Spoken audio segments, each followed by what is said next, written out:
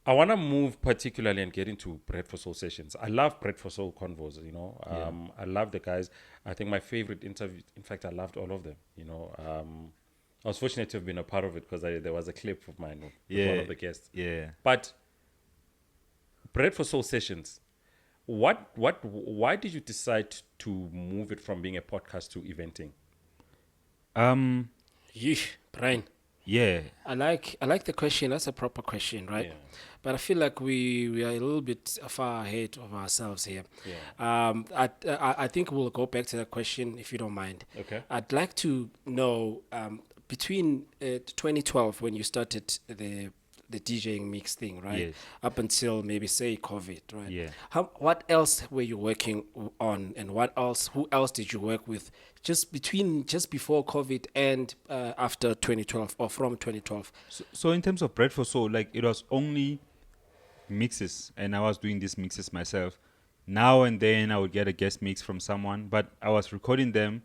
Luckily, where I was working, my boss was a DJ. He had a DJ setup, you know, and I was working in the studio. You have the equipment. Equipment is there, so I was like recording stuff Yeah. in there, and people were downloading the stuff. You know, like you know, it became really a popular podcast. It was. I was actually starting to get bookings to play that particular music. You know, people wanted to like, I want to hear soulful stuff. We need to book this guy, you know, because the mixes were popular, and it wasn't.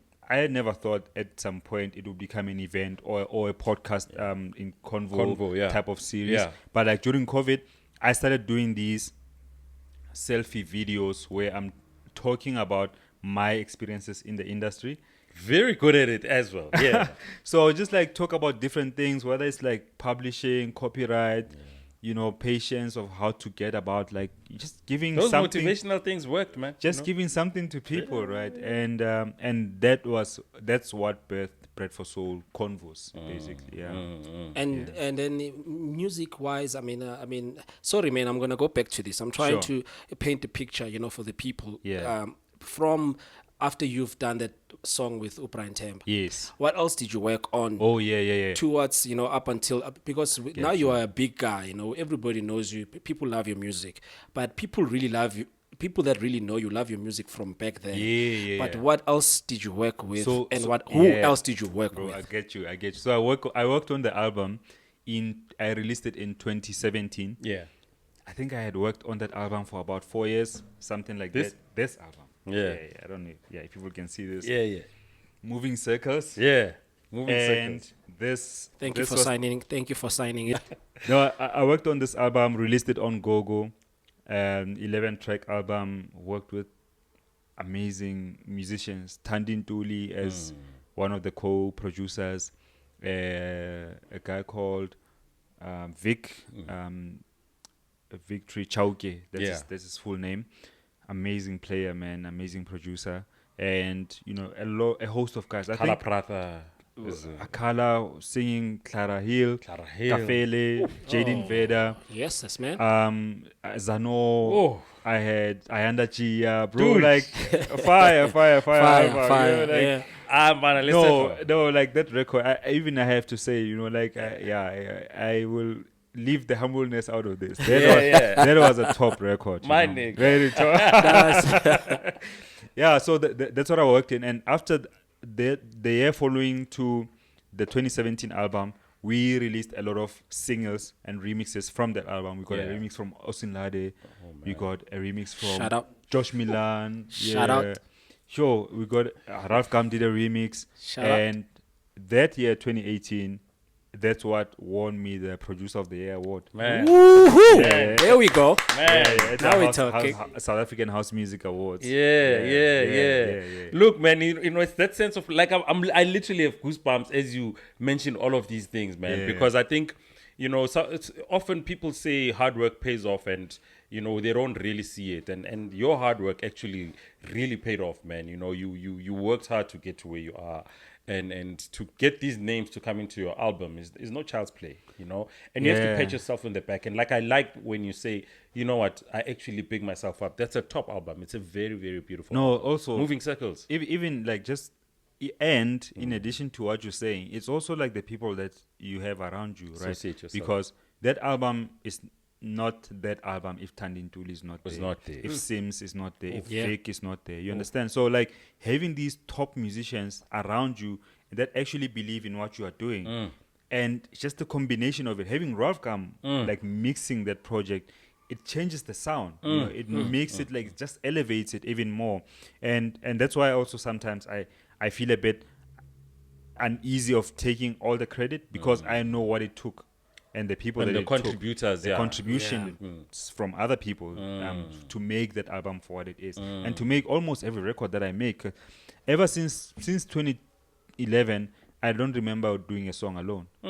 There's always been other people involved in it, and that's why I'm saying it's never like a one-man show. Whether it's Bread for Soul or whatever, there's always other people, you know, involved. What's your system of choice? What apps do you use to make music? Fruity Loops, I use Logic Pro. Logic Pro. Yeah. What was the one at the Varsity?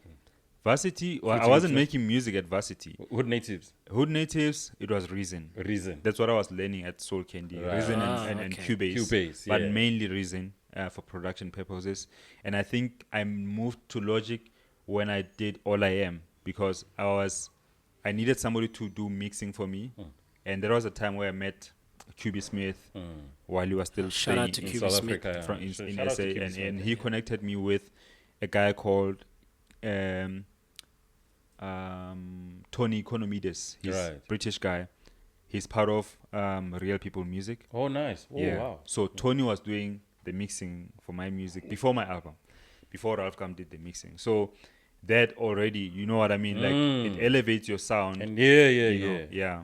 So and the reason I'm asking that is because there's some young guy that's watching the podcast now that looks up to LSG. What is it about Logic that makes sense to you? You know what? There's no difference, bro. Let me tell you, anybody can do anything with any software. It's just Right. a preference thing. The Logic thing, like I say, I was a Reason guy, and the only reason I moved to Logic was so that I can easily share files between myself and Tony, who was Tony, yeah. mixing. Yeah. Then it becomes seamless, and I could see exactly what it did in the mixes, so I could learn. Oh, okay, he moved this like this, you know. Okay. But in terms of softwares, these softwares, especially now, they are so good you can't tell the difference. I know that Fruity Loops used to get the beating out of people. People used to talk badly about it, and all this piano music come from it. Fruity Loops. And now It it's has created international music. millionaires. You understand? Yeah. Even a lot of the Afro house, Yeah. the tribal house. Yeah. A lot of the guys use Fruity Loops for that, right? Yeah. So what you're saying, Lesego, is that sometimes it really doesn't have to be the software. It has to be the person Yeah. making the music. The user. Yeah, the user. Yeah, it depends on how you It's use never the software. It's never even like anything. It's just you. Yeah. How well do you know it, and how well are you willing to go deeper into learning? You Yeah. know. Yeah.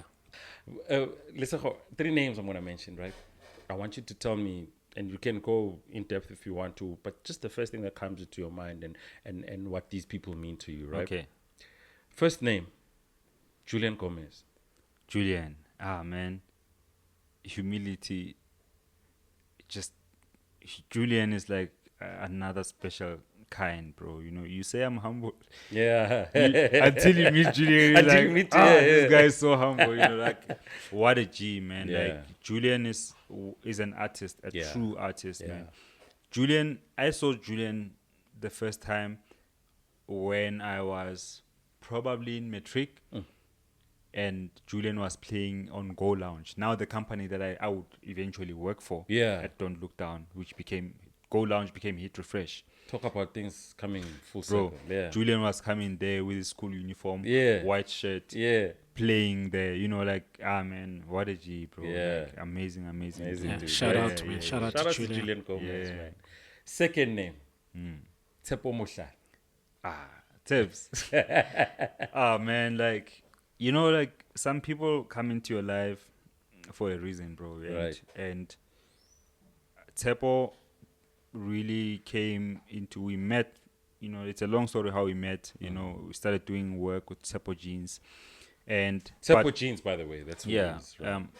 you know, but just as a thanks, with the people, man. Yeah. Like, I'm fully representing this Yeah, brand. Like, yeah. Congratulations and big up on that. Yeah. no, thanks, bro. Like, and it's that thing of seeing yourself in someone, you know, like who's doing something that you could only see other people do. You know, when you think Tshepo jeans, you could easily think Replay. You could think Desert, Levi Strauss. You know, and here's a guy from Tsakani doing this thing, having that quality and having that brand and capacity to push it, right? And I'm like, I remember my wife actually bought me my first Tshepo jeans, right? For a birthday. Shout out to your wife, man. Yeah, Soul Diva. To the Soul Diva, yes. So I went there, man, and I was immediately in love because I was like, wow, the quality is so great. Yeah. And this is a South African product. Right. I'm like, I don't want to wear anything. Yeah. I think ever since then, I don't remember wearing anything but Tshepo jeans, right? Bro, but like more than that, for me, Tshepo has been that person who unlocked a certain level of self-belief. And really, if somebody like that is doing, he knows, bro, like he can see you can do this. You know, sometimes like you're doing things, but you might not actually have the belief, bro, to say I'm really gonna do this. Yeah. Wow, like I can really do this, right? And he's been that, you know. Yeah, man. And what gave birth to that, which is something I'm really proud of you for, is the Sir LSG fragrance. What is it still around? It's there, man. It's called Burning Star, named after a song that I did for Ralf, the remix that I did for Ralf. Right. And Tshepo fell in love with the song. He actually knew the song before he knew me. So when we met, he was like, "What?" You know. So after working together for a while, doing brand stuff with him, we wanted to do something together. With my Sir LSG and Tshepo jeans, but we didn't just want it to be a T-shirt, you know, because like anybody can print a T-shirt. You can do a T-shirt and just say it's LSG Tshepo, and we wanted to create something and tell a story about it. So Burning Star came about as this idea of having something like a burning desire to reach for something, and you can actually do it whether or not you have the prior knowledge. I don't know if you know, like sometimes it's like, oh, this is like, it's so far, you know. Because he's so passionate about it, man. You know, yeah. It's like sometimes it's that thing, right? Like you always maybe you want to do something like, but I don't know anything about this thing. But once you delve like deep into, then how are you gonna know? Like once you go in, then you start finding things out. Guys, we can actually do this. So Burning Star, it's really a story about, they've never done a fragrance as Tshepo jeans. I knew nothing about fragrance back then. Yeah. And then we wanted to do something that we knew both nothing about, but we going into it to show people that you can do something. You can start from nothing. Like you're basically starting a fragrance line without having prior experience. Yeah. And you're doing it. What was the process like of? Did you guys have to go through numerous like scents that you? There's a perfumer that we worked with. We had to go through. Yeah, man. Like after a while, I was like, it's right, it smells the same. But you know, we came up with a beautiful oud scent and created a nice packaging, fusing art, music, fashion. You know, if you see like the Burning Star cover, it's really like doodles of music and fashion. Well done on that, man. Big up for that, man. And the other thing, like we've always seen these things being done by other people, being done by other musicians and other brands. Why can't we do it? I think you're the first guy to do it. Actually, you know, a DJ to come up with a fragrance. It's crossed like he really amazing, right? 100%. You wouldn't. Most of the DJs wouldn't think of such a thing. Exactly. But yeah, man, you know? I want to say big up, man. No, thank you very much. Yeah. Last name, Kid Funk. Yo, Alan Put. This guy, I met Kid Funk while he was still working for Soul Candy. And I remember like the way Soul Candy was such a machine, the way they were churning out albums. He reached out and he wanted a Hood Natives album. Right. Actually. But the way he was saying it, he was like, we need this album next week type of thing. You know? That's Ellen for you. That's Ellen for you. Yeah. And I was like, no ways, bro. You're not getting this. There's no way. Like, even a single, there's just no way, you know? But anyway, we kind of kept the relationship going. And he's an inspiration too for me, you know, with what he's done with Stay True. He's like moved a lot of guys' music from locally, like South African producers internationally. And now, like, he's a I mean, A&R for Defected. Defected. Biggest house music label, right? In the world. In the world, In the man. world. And he's doing that, and he's doing still so much work of taking guys this side. South African producers. Flying Oh the man, flag. and like there's another project. I mean, like he'll tell you about that, but I know he's doing something, taking guys that from that side to come and collaborate with South Africans, which is like amazing, man. Amazing. Wow, Yeah, that's amazing. Big shout out, big, man, to Kid Shout out Funk. to Kid Funk, man. Yeah, You know, big time. There's gonna be really big shoes to fill, like literally, you know. Literal, dude. yeah. You know? Yeah, with size 12, like, like Funk is tall. And literally, for me, it is a size 12, right? yeah. I don't know if this is cool, but I just want to add one more name on Brian's list. Yeah. Because that's how I know you. Yeah. DJ Strategy. Yo, man, G. What a legend, Glenn van Logarenbeek. Glenn. I've never heard him talk Afrikaans, but like his name sounds Afrikaner. But then so much knowledge, man. I mean, just for people who don't know, DJ Strategy was Black Coffee's partner when Black Coffee did Africa Rising. Yep. So the production of Africa Rising was done by Don't Look Down, but was really a brainchild of DJ Strategy and Black Coffee. And, you know, Cliptown, Moses Mabida. When they were launching, when Vodacom was launching from blue, remember Vodacom used to be blue, yes. to now the red. The red. He did the launch event. You know, Orlando so like Stadium, right? big, I Orlando remember that, Stadium. yeah, with Louis Vega. Exactly, Yeah, yes. yeah. So big production guy, you know, big brain and super experienced. I worked for Glenn for 10 years, and through those 10 years, we've had like big fights. Yeah. But like he's never ceased to be that big brother, you know. And man, like I really appreciate and respect DJ Strategy big time. Like what he did with Hit Refresh, bro. Like people don't know that. People always be like, come back, like bring Hit Refresh back. Like this guy was basically doing Hit Refresh from his own pocket for free for I don't know how many years, dog. You know, he's always been passionate. It was a passion project for him to get kind of like an escape from the business.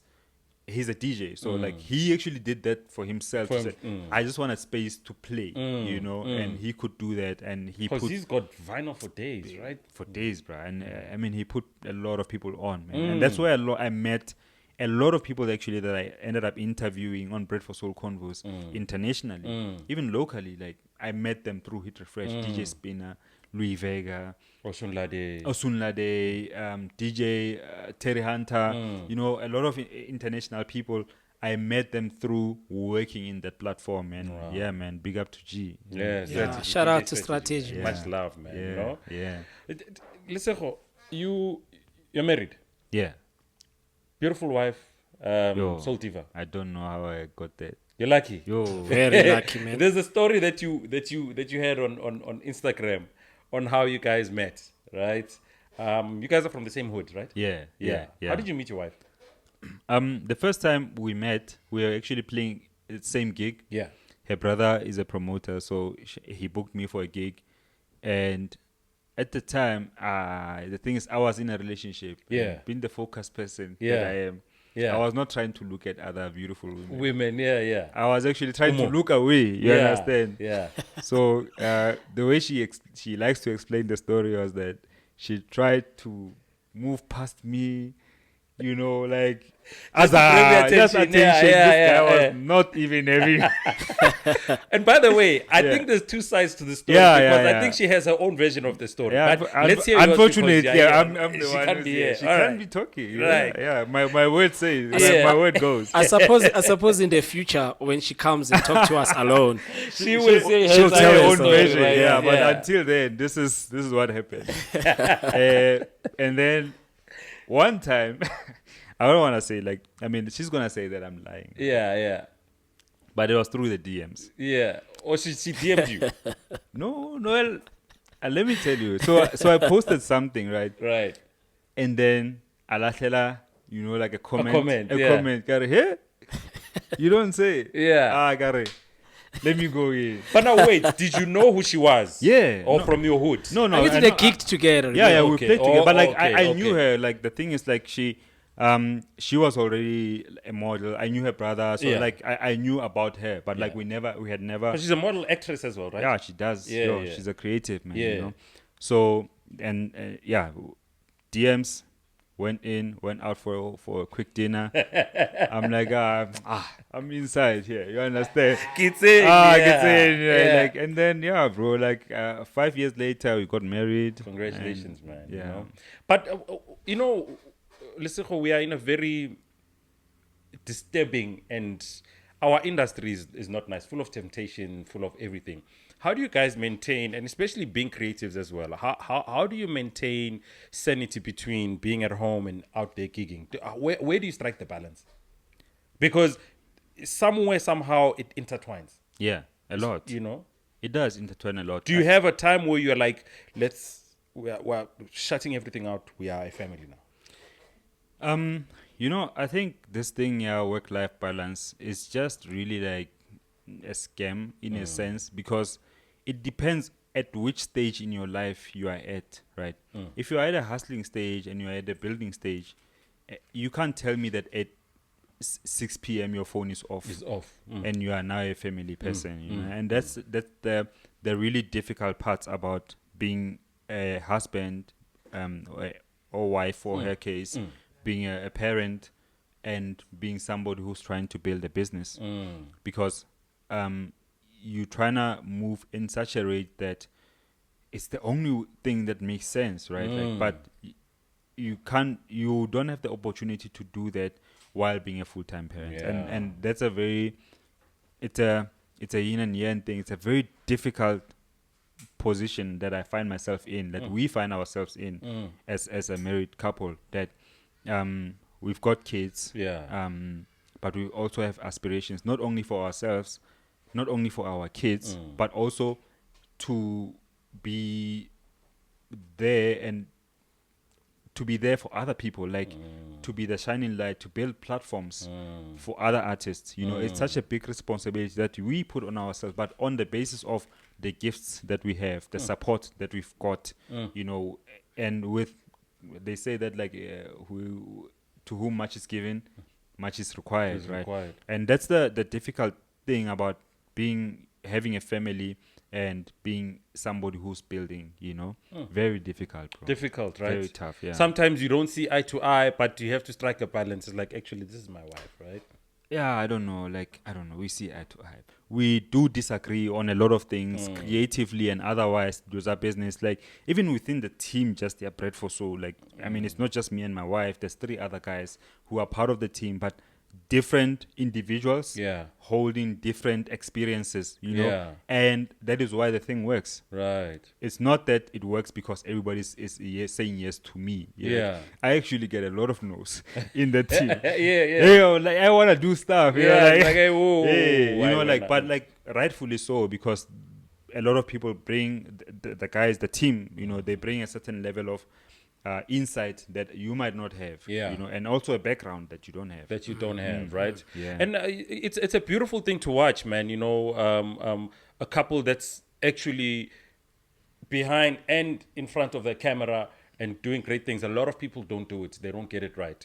I think you and Louis Vega are the only people that get it right that I know of.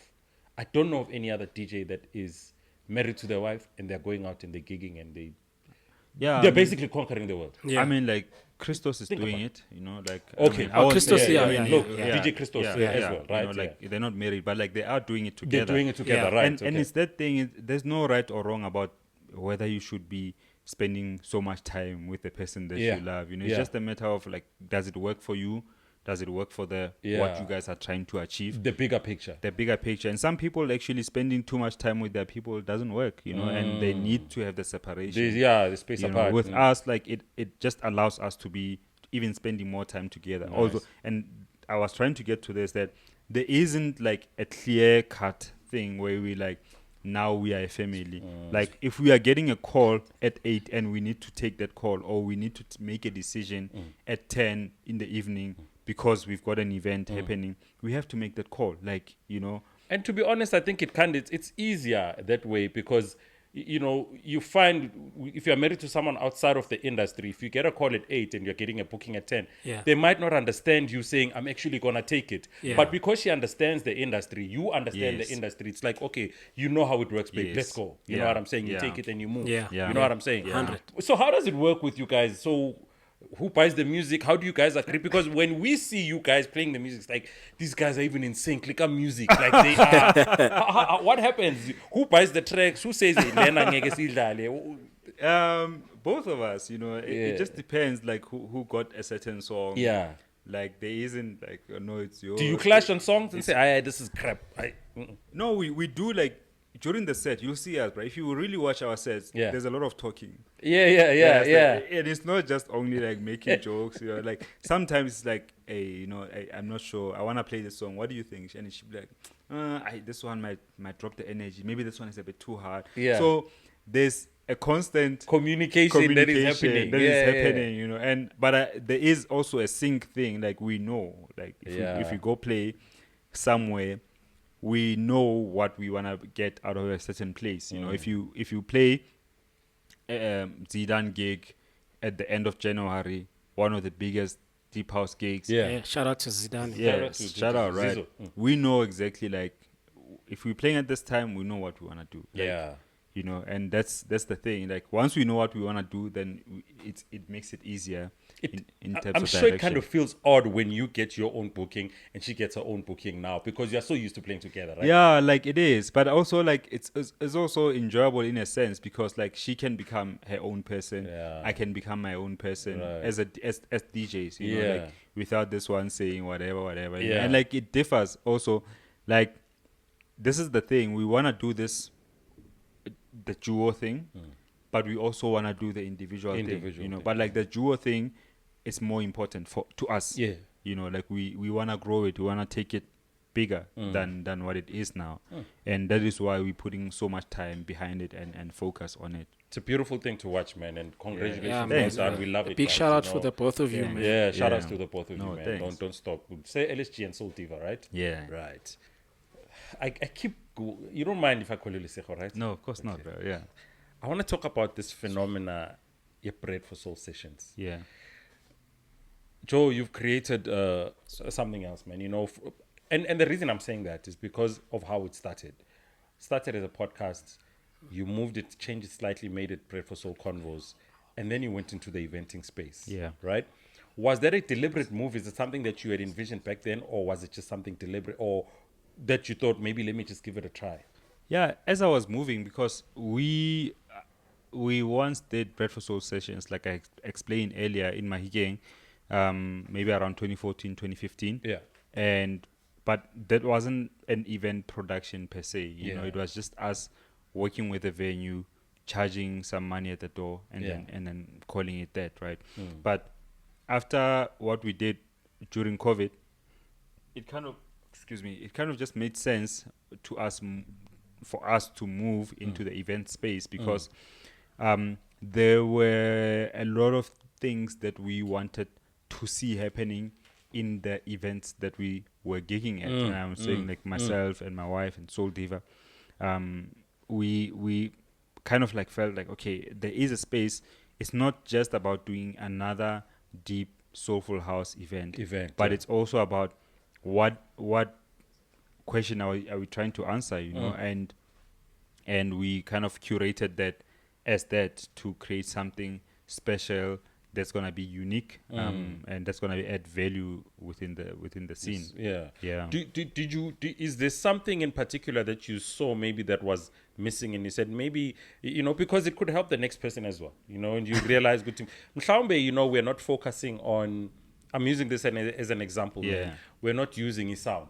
We're not focusing on his sound. a Yeah, lot. yeah. Is there something that you actually realized as a space and said maybe if we did this? But the thing is, if I say this, then you know I'm giving you the source. Yeah, You I understand? hear you. But I mean, you just have to look at Bread for Soul sessions for what it Yeah. is, and like anybody can really tell that, okay, cool, like it's a unique event on its own, you know, and not taking away from anybody's event, you know, Yeah. because we all coexist in the space, and we offer different unique experiences to the people who are coming into our spaces, right? But I think first and foremost, I just wanted, my thing has always been, how do we create this thing to become a platform for artists? So you see now what it's becoming is more than just a party. It's an event. We're putting on new artists. We ran for 2 years without repeating a DJ.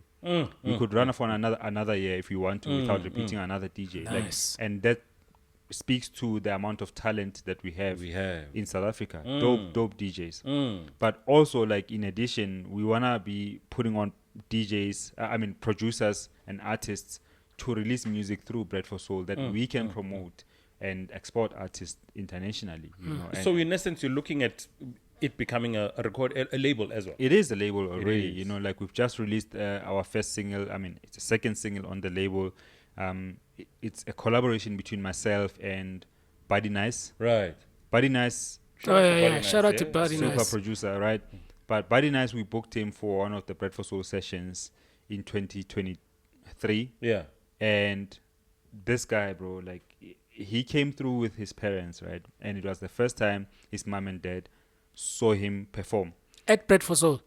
That was the first time they saw him perform. What? When he came to Bread for Soul. Wow. And, you know, I had a chat with the parents afterwards. I was just telling them, your son is dope. You know, Yeah. Buddy Nice is a crazy producer. Yeah, So very creative. talented. Electronically, like, his sounds, you know, sound selection, and such a humble guy, you know.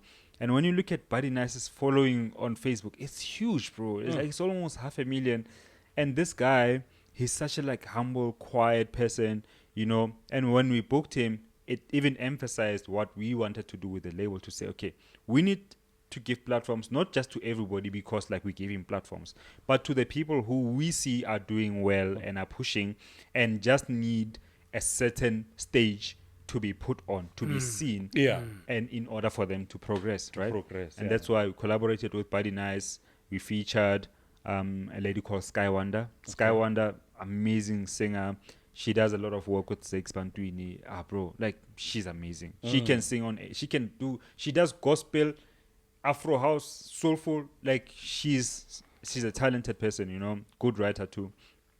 And so it's Sir LSG and Buddy Nice featuring Sky Wonder and The Bless. The Bless is another guy who I play with at Bread for Soul sessions. Every set that I do, he's there. He plays keys. Okay.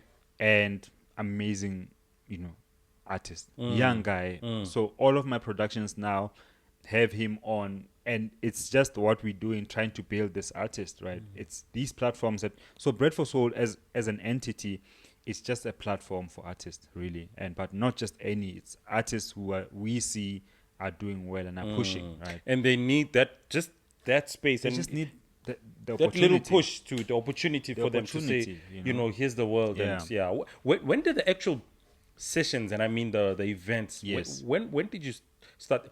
Apart from the one that you did back in the day, the ones that you've now been doing of late. We started in 2022 September. Right. And we've been doing them every month ever since.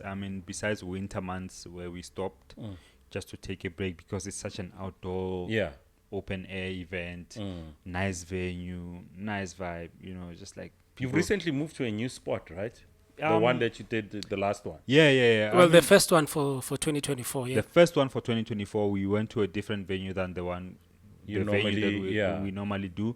And mainly because the first one, the event is growing, you know. When we started Bread for Soul, the event in September 22, producing the full event, we were doing about 300 people, 300 tickets.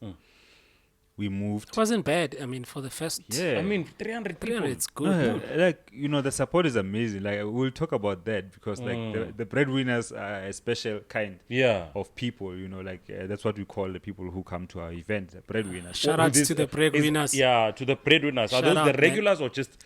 If I go to Bread for Soul, I'm a breadwinner. Let me tell you, if you come to Bread for Soul once, you're gonna come again. So automatically you're a breadwinner. Oh, nice. Man. Yeah. Oh, it's nice. Like, it goes without saying. You automatically become a breadwinner because we know next time we're gonna see you, and that is why when we started at the rooftop, I think we did about maybe 6 of them, selling 300 tickets, always selling out. and we moved down to doing about 450 in a slightly bigger space. Yeah. In the same venue though. Yeah, Just downstairs, we took over the parking, dressed it up nicely, and it became a vibe, and we sold out 4 of those, right, in 2023. So after that, naturally, the brand is growing. Yeah.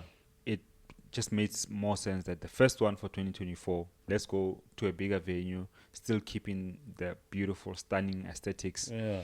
And we went to a venue in Lanseria, which is really, really, really dope. Yeah. Beautiful venue. Yeah, I saw it, man. It was nice. And very and nice. I saw some of your clips there when you were Yeah. showcasing the place, and Yeah.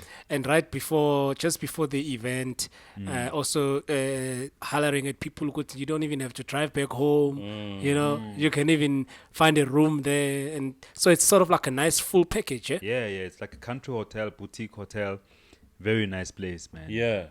Beautiful venue, and it just speaks to the aesthetic of Bread for Soul, what it is, because the venue we've been using at Mia Culpa, beautiful venue too. Beautiful venue. As you walk in, man, the garden, Oh, like, man. nice pictures. Yeah. And it just enhances the atmosphere, right? It feeds directly into what we do. So this venue was like a no-brainer when we found it. Yeah. Personally, in my eyes, Lesego, you are when they say someone is an overall good guy, you are an overall good guy who just pushes nothing but positive energy.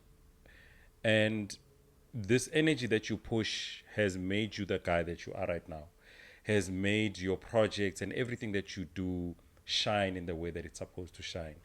Don't ever lose that for anybody, my brother, because we live we're in a very crude industry where people will smile and say all kinds of good things when they mean the negative.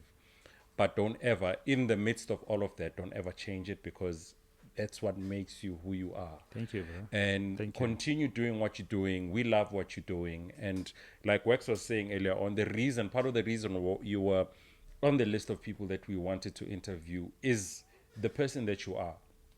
You've got a wealth of experience, but you're so humble about that, and you don't walk around with a big head saying, hey, this is who I am, and that's never going to get you anywhere. Continue doing what you're doing. We love your work. We love who you are. Good luck with everything that you're going to be doing in the future, my brother. You've got our full backing support. We're going to be doing that. You see, you've got fans here. Someone who just wanted to have their record signed. Yeah, don't say someone. It was Shout me. out to But thank you so much for making the time, Pana, just to coming, to hanging out with us. You know what I'm saying? I know you're tired because you're so busy, but for you to just wake up and show up means a lot to us. A lot, man. Thank you so much for coming. Thank you. And- Thanks and- for having me. And hopefully, Thank you. we'll get a second chance with Yeah, you. to just you sit know, down to and come back again and dwell into into production, and because how you produce tracks and how you play, and because people want to know those type of things. Yeah. People that look up to you, young boys and girls that just think Sir LSG is a phenomena.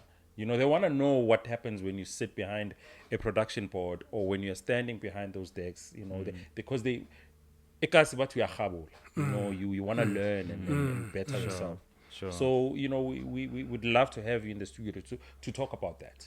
Because now we just wanted to get to know who is this guy, where does he come from, why is he making so much magic, how does he do it? I think we got I would say maybe 15-20% of it, because we don't have enough time to talk about everything. I've taken a lot from it as well. Yes, 100%, which is why I was saying to the people watching, look, man, soak it in, be a sponge, listen carefully what he's saying and take it in, and then go out there and practice it and see if you can make your brand even better, Sure. And also I want to give a big shout out to everyone that is watching our show. Thanks to everybody that actually leaves comments there, the people that have subscribed, the people that have liked, the people that have shared the show.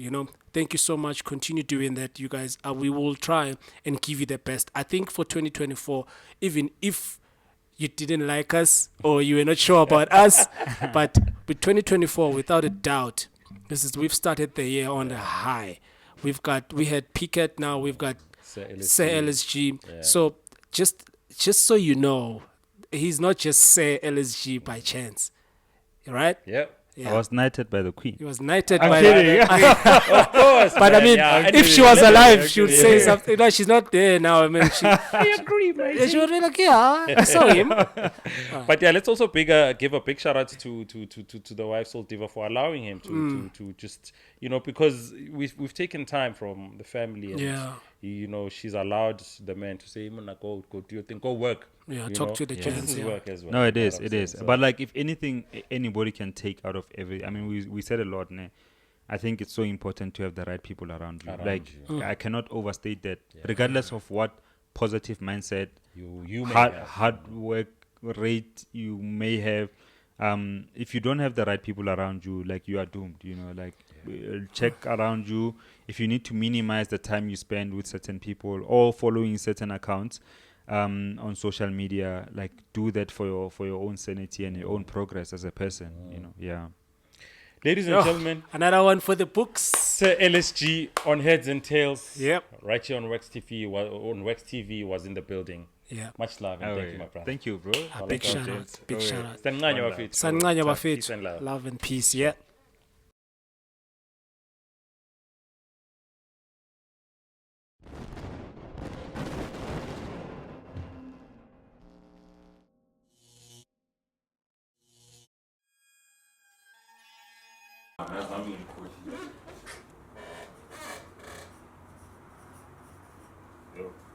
What date is it? It's 10 March, ne? Yeah, it's 10. On the actual record as well. On the actual record. Let me do this. Is it black? On the lighter side, ne?